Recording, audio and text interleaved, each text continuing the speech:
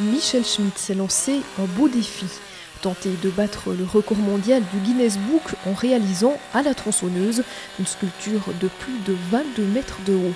Il brosse depuis plusieurs jours le portrait d'un Indien d'Amérique en ville de Porrentruy. Même si Michel Schmitt manie la tronçonneuse avec des doigts de fée, il faut tout de même quelques qualités pour réussir un tel pari. Bon, c'est ce que je dis toujours, dans la sculpture à la tronçonneuse, on ne recherche pas la finesse des sculpteurs de Brions, mais ce qui est important, c'est de donner la proportion et un caractère à sa sculpture. C'est ça, la sculpture à la tronçonneuse, c'est rapide, on taille dans des grandes masses de bois. La tronçonneuse, c'est rapide aussi. Alors le sujet ici, il était parfait pour tailler à la tronçonneuse. Michel Schmitt espère battre l'actuel record du monde. La plus grande statue trône actuellement dans le canton de Vaud. Pour réaliser son rêve, le sculpteur de Courgenay taille son Indien dans le tronc d'un sapin des Franches-Montagnes, âgé de plus de 200 ans, qu'il a battu lui-même.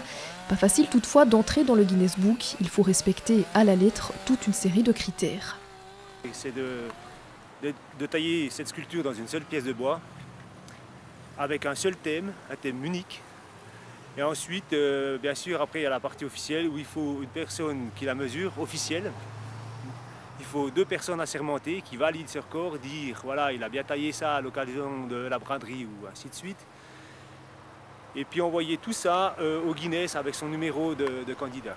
C'est des rêves plein la tête que le sculpteur s'attelle à la tâche, avec toujours l'envie de faire partager sa passion du bois.